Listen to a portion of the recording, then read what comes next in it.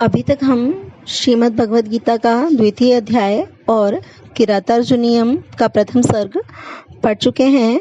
आज हम प्रथम प्रश्न पत्र में प्रथम इकाई के रूप में निर्धारित पुस्तक तर्क संग्रह को प्रारंभ करने जा रहे हैं। तर्क संग्रह, जैसा कि आपके प्रथम प्रश्न पत्र का नाम है, उसमें दर्शन से आपका परिचय कराया गया है। तो दर्शन से संबंधित पुस्तक है। यह एक वैशेषिक दर्शन की प्रारंभिक पुस्तक है, जिसमें बहुत संक्षेप में और सरलता से वैशेषिक दर्शन के सभी प्रमुख तत्वों के विषय में बताया गया है। वैशेषिक दर्शन में इसके प्रणेता कणाद मुनि को माना जाता है और इसे न्याय का समान शास्त्र माना जाता है, न्याय दर्शन का। और सामान्यतः इन दोनों दर्शनों का एक साथ उल्लेख होता है, न्याय वैशेषिक, क्योंकि इनमें काफ़ी समानता है। न्याय ने 16 पदार्थ माने हैं और वैशेषिक ने 7 पदार्थ माने हैं। वैशेषिक दर्शन अपने 7 पदार्थों में ही न्याय दर्शन के सभी 16 पदार्थों का अंतर्भाव मान लेता है और ये स्वीकार करता है कि 7 में ही सभी 16 निहित हैं और 7 ही पदार्थ हैं। क्योंकि उन्होंने विशेष नाम का एक पदार्थ माना है, इसलिए उनका नाम वैशेषिक है। तो और न्याय वैशेषिक दोनों ही मानते हैं कि पदार्थों के स्वरूप का भली प्रकार ज्ञान प्राप्त कर लेने से, पदार्थों के स्वरूप को अच्छी प्रकार समझ लेने से हमें मोक्ष की प्राप्ति हो सकती है। तो पदार्थों की विवेचना दोनों ही दर्शन करते हैं, लगभग समान है। प्रमाण इत्यादि जो इनके विवेचनाएं हैं काफ़ी हद तक समान है, इसलिए समान तंत्र कहे जाते हैं न्याय और वैशेषिक।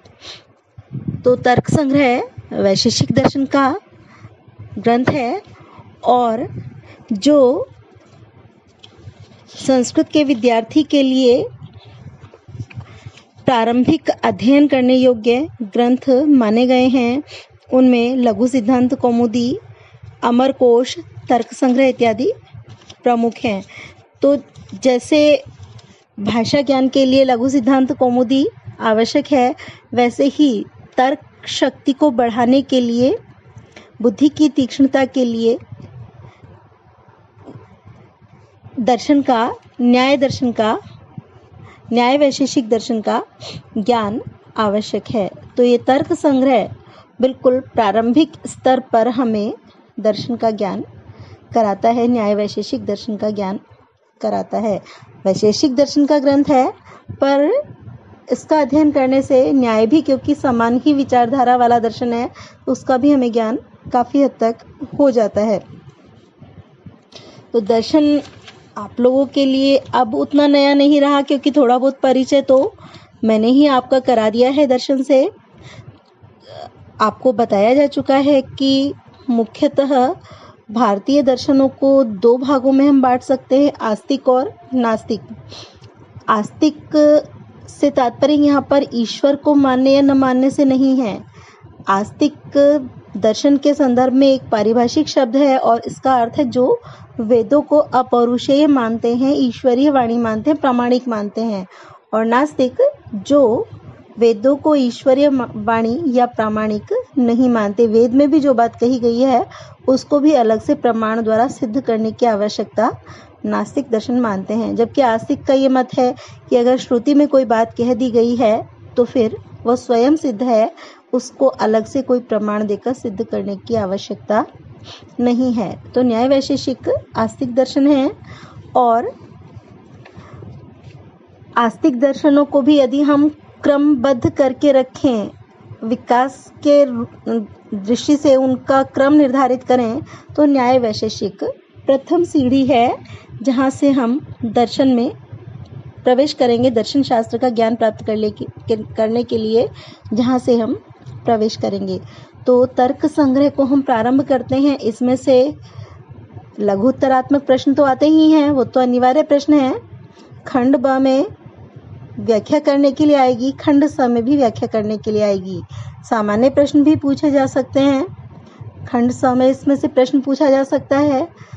तो इसको हम देख लेते हैं। इसमें बहुत छोटे छोटे वाक्यों में पदार्थों के बारे में बताया गया है, पदार्थों का नामोल्लेख किया गया है, उनमें एक एक पदार्थ के कितने कितने भेद हो सकते हैं ये बताए गए हैं, पदार्थों के लक्षण किए गए हैं और फिर प्रमाण के विषय में विस्तार से विवेचन किया गया है। तो व्याख्या करने के लिए कई बार तो ऐसा है कि जैसे आपके सामने द्रव्य बता दिया गया कि ये द्रव्य हैं और फिर एक एक द्रव्य को आगे बता रहे हैं, या गुण है या कर्म है, एक एक को आगे बता रहे हैं, तो जो आगे आने वाला है उसी को आप विस्तार से बता देंगे तो पहले वाले की व्याख्या हो जाएगी। और कई जगह पारिभाषिक शब्दावली है तो उसको आपको अच्छी तरह समझाकर लिखना है, क्योंकि विषय नया है आपके लिए, तो प्रारंभ में हो सकता है थोड़ा सा कठिन लगे, लेकिन धीरे धीरे सब समझ में आने लगेगा।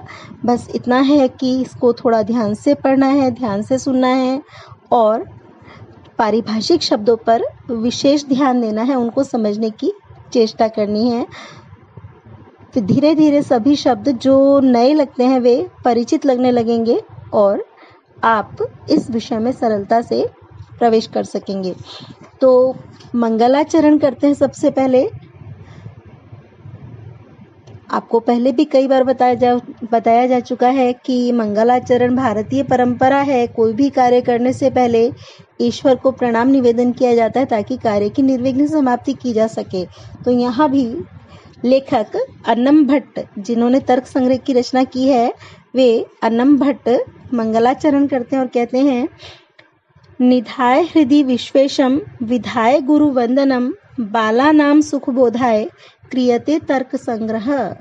निधाय हृदि विश्वेशम, हृदय में, विश्वेशम विश्व के स्वामी भगवान शिव को निधाय रखकर, विधाय गुरु वंदनम और विधाय करके, गुरु वंदनम गुरु की वंदना करके, बाला नाम सुखबोधाय बालकों के सरलता से बोध के लिए, बालकों को सरलता से ज्ञान हो सके, इसलिए क्रियते तर्क संग्रह, क्रियते रचा जा रहा है तर्क संग्रह, ये तर्क संग्रह नामक ग्रंथ। हृदय में विश्वेश शिव को रखकर और गुरु वंदना करके बालकों को सरलता से ज्ञान कराने के लिए तर्क संग्रह की रचना की जा रही है। अब यहाँ पर ये बाल शब्द जो है ये भी विशेष अर्थ रखता है और तर्क संग्रह जो पुस्तक का नाम है उसका भी अपना एक विशिष्ट अर्थ है। तो विश्वेशम जो समस्त जगत का स्वामी है, संसार का स्वामी है, और ये सभी शब्द तो बहुत परिचित हैं। यहाँ पर बाला नाम शब्द का अर्थ स्पष्ट कर देते हैं। बाला नाम का अर्थ है, जैसा कि टीकाकार ने बताया है, अधीत व्याकरण काव्य कोशः अनधीत न्याय शास्त्रो बालः। अधीत व्याकरण काव्य कोश है, जिसने व्याकरण, काव्य और कोश का अध्ययन कर लिया है। व्याकरण को पढ़ चुका है, काव्य को पढ़ चुका है और कोश, अमर कोश इत्यादि को पढ़ चुका है, किंतु अनअधीत न्याय शास्त्र, जिसने न्याय शास्त्र का अध्ययन नहीं किया है, वो बाल है। मतलब जो न्याय शास्त्र से अपरिचित है, बाकी रचनाएं, बाकी शास्त्र वो पढ़ चुका है, उसको कहा है बाल। उसे पढ़ने की आवश्यकता है। जो पढ़ चुका है न्याय शास्त्र को, उसको तो आवश्यकता नहीं है, उसको तो बोध हो चुका है, उसको क्यों बोध कराएंगे। तो जिसने न्याय शास्त्र का अध्ययन नहीं किया है उसको बोध कराने के लिए। अब यहाँ पर अधीत व्याकरण काव्य कोशः, ये क्यों कहा, व्यासादौ अति व्याप्ति वारणाय अन अधीत न्यायेति। व्यास आदि में अति व्याप्ति को रोकने के लिए अनअधीत न्यायेति, जिसने न्याय का अध्ययन नहीं किया है, ऐसा कहा। तो अगर केवल इतना कहते कि जिसने व्याकरण, काव्य कोश इत्यादि का अध्ययन कर लिया है वो, तब तो व्यास इत्यादि जो ज्ञानी पुरुष हुए हैं उनमें भी बाल शब्द का अर्थ जा सकता था, अति व्याप्ति हो जाती। मतलब जहाँ तक इस अर्थ को बताना चाहते हैं उससे अधिक पदार्थों में, व्यक्तियों में ये अर्थ लग सकता था, अति व्याप्ति हो जाती, अधिक स्थानों पर व्याप्त हो जाता, क्योंकि व्यास आदि जो श्रेष्ठ कवि ज्ञानी हुए हैं उन्होंने भी काव्य, व्याकरण, कोश इत्यादि का अध्ययन कर रखा है, तो फिर तो वो भी बाल हो गए, लेकिन वे तो बाल नहीं हैं। इसलिए इन्होंने कहा है अनअधीत न्यायशास्त्र, जिन्होंने न्यायशास्त्र का अध्ययन नहीं किया है। काव्य, कोश इत्यादि का तो कर रखा है पर न्याय का नहीं किया है। तो व्यास इत्यादि जो ज्ञानी पुरुष हुए हैं उन्होंने तो व्याकरण, काव्य, कोश इत्यादि का भी अध्ययन कर रखा और न्याय शास्त्र का भी कर रखा है, इसलिए वे बाल नहीं हो सकते। और अब ये अधीत व्याकरण, काव्य, कोश इत्यादि बताने की क्या जरूरत थी? केवल इतना ही कह देते कि जिसने न्याय शास्त्र का अध्ययन नहीं कर रखा वो बाल है, और उसे पढ़ाने के लिए हम तर्क संग्रह की रचना कर रहे हैं। तो वो इसलिए कि बालक जो पैदा हुआ है अभी बिल्कुल नवजात है, उसने भी तो न्याय शास्त्र का अध्ययन नहीं कर रखा, तो क्या आप उसको पढ़ा दोगे? क्या आप उसको सिखा दोगे? संभव नहीं है। तो उसमें व्याप्ति न हो, वो अर्थ ग्रहण न कर लिया जाए, इसको रोकने के लिए ये कहा है अधीत व्याकरण कोश आदि। जिसने काव्य, व्याकरण, कोश इत्यादि का अध्ययन कर लिया, मतलब इतना छोटा सा नवजात बच्चा नहीं है, इतना बड़ा हो गया है कि उसकी शिक्षा प्रारंभ हो गई है और उसने काव्य, व्याकरण, कोश इत्यादि का अध्ययन कर लिया है और अब वो न्याय शास्त्र को पढ़ना चाहता है। उसने न्याय शास्त्र का अध्ययन नहीं किया है, पर जिसकी शिक्षा प्रारंभ हो चुकी है, अन्य शास्त्र जो पढ़ चुका है, वो बालक जिसे अब न्याय शास्त्र पढ़ने की इच्छा हो गई है और वो अब उसको सीखना चाहता है, उसके लिए तर्क संग्रह किया जा रहा है। तो इसको बिल्कुल अच्छे से स्पष्ट किया है बाल शब्द के द्वारा कि न्याय शास्त्र की इस तर्क संग्रह की रचना किसके लिए की जा रही है, किस उद्देश्य से की जा रही है, कौन इसके पाठक होंगे। या श्रुति परंपरा से जब अध्ययन अध्यापन हो रहा था तो कौन इसके श्रोता होंगे, तो किसके लिए, किसको सिखाने के लिए इस तर्क संग्रह की रचना की जा रही है, वो है बाल। और बाल का तात्पर्य है, बाल शब्द का अर्थ है कि जिसने काव्य, व्याकरण, कोश आदि का अध्ययन तो कर लिया है पर जिसने अभी न्याय शास्त्र का अध्ययन नहीं किया है, उस बालक को सरलता से सिखाने के लिए सरल शब्दों में इस तर्क संग्रह की रचना की गई है। बहुत सरल भाषा में रचना की गई है ताकि आसानी से समझ में आ सके। अब ये तर्क संग्रह क्या है? तो तर्क का अर्थ बताया है द्रव्यादि पदार्थः तर्कः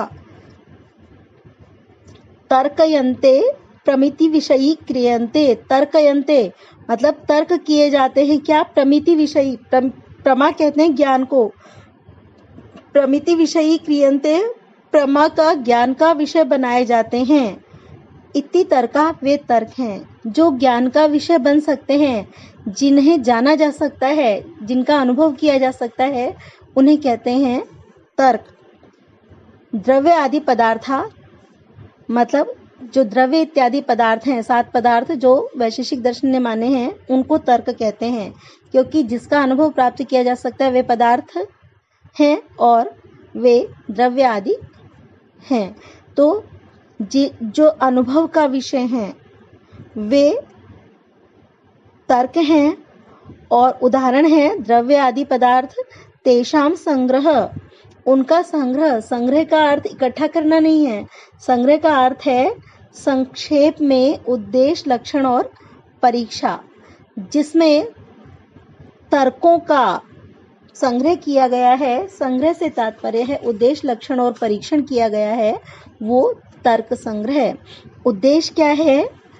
नाम मात्र से संकीर्तन।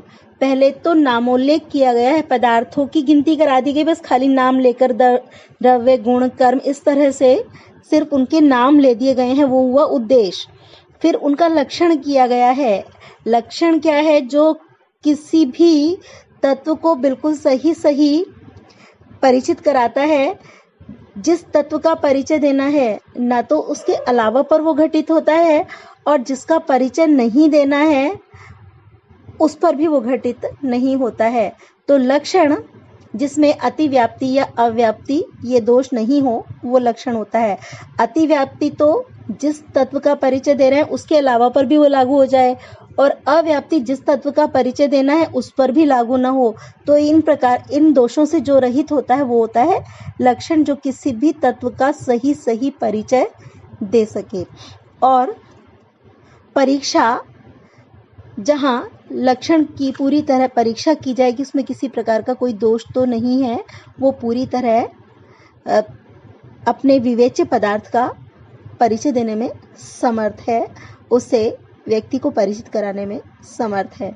तो संग्रह से तात्पर्य है कि जहाँ पर पदार्थों का उद्देश्य, लक्षण और परीक्षण किया गया है। तर्क संग्रह शब्द का अर्थ क्या है कि जो तर्क हैं, जो अनुभव के विषय हैं, पदार्थ हैं, उन पदार्थों का जहाँ पर उद्देश्य, लक्षण और परीक्षण किया गया है, वो रचना, वो ग्रंथ तर्क संग्रह है। तो अन्य शास्त्रों का जो अध्ययन कर चुके हैं, उन्हें वैशेषिक दर्शन से परिचित कराने के लिए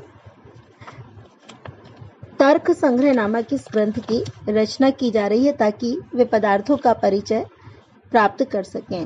तो ये हुआ मंगलाचरण, जिसमें इन्होंने अपने शास्त्र का भी संक्षेप में उल्लेख कर दिया है, थोड़ा सा परिचय दे दिया है, और यह ग्रंथ किसके लिए लिखा गया है, यह रचना किसके लिए है, ये भी बता दिया है मंगलाचरण के साथ साथ।